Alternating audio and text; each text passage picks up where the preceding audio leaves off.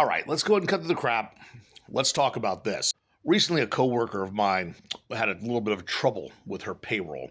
She recently switched bank accounts. There was a problem with her direct deposit. I think like a number was wrong, and they didn't send it to the wrong person, but it was going to take them about 24 hours to actually get her paycheck, which was fine until she actually went to Walmart and only had her previous paycheck's funds to rely on, and she had enough to get what she needed for that day, but it was barely going to cover that amount. And with her, she had her 3 children, and they did that wonderful thing where you get to the checkout line and there's that shelf of candy conveniently placed kid level. And of course, the kids were like, "Mama, I want this. Mama, I want that." And she had to tell them, "We're not getting candy today." And the natural, predictable result of the crying and caterwauling came about.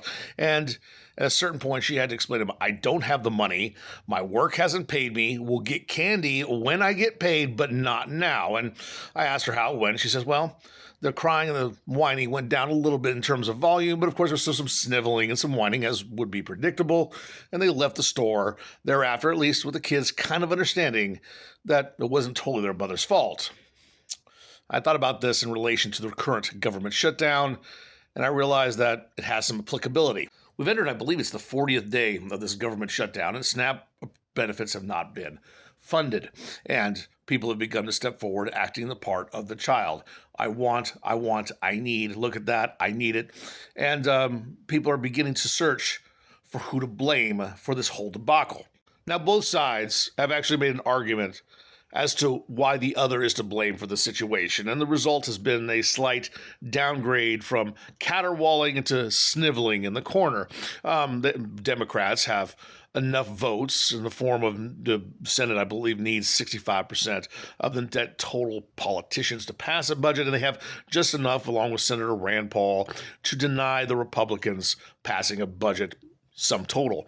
On the flip, the Republicans are turning around and saying, "Well, we've voted for this thing 15 times. These people refuse to fund it unless we give in to their demands, and therefore it's not our fault, it's their fault," which leaves the voting populace in this wonderful limbo situation where they're looking for which person it is that's at fault.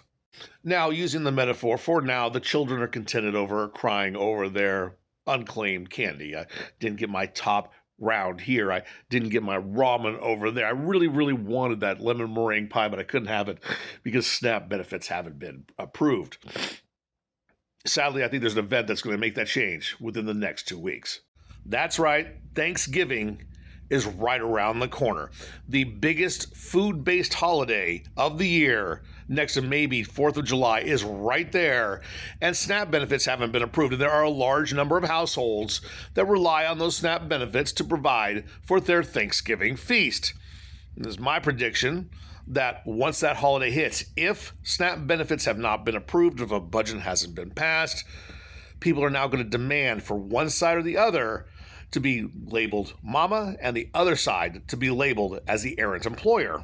And I don't think it's just going to be SNAP benefit recipients that are going to actually start to ask questions. As you're sitting there and carving your beautifully cooked turkey, you got your slice of pumpkin pie, mashed potatoes just mounded on the plate with gravy dripping down a few, of those green bean casserole scoops. Going to be so good. And then you look out your window and there's a family across the street enjoying some top ramen because that's all they could afford for their Thanksgiving feast. More than likely, the empathetic amongst us will start to say something is rotten in Denmark. So getting back to the metaphor, I think that the window is very quickly approaching where the governmental entities need to really start making the media blitz case of who is mama and who is the errant employer. Who's the one that is actually the one that is the best at trying to make sure the kids have what they need. Maybe I don't give you everything you want, but at least what you need. We've tried our best, but it's beyond our control. It's these people over here, which is the employer who screwed up so bad, who should have stepped forward and taken care of things, but delayed things, and therefore we are denied. And I would argue that both parties are doing a great job of trying to paint the other as either situation. The Republicans are going to continue to say, "We are trying. Look at all these attempts we've made. We are mama. We have tried to provide what we can, but we're being denied by those Democrat individuals over there. They refuse to see things the way that we do and to open it. It's their fault. They didn't give us the money in our check or our bank account.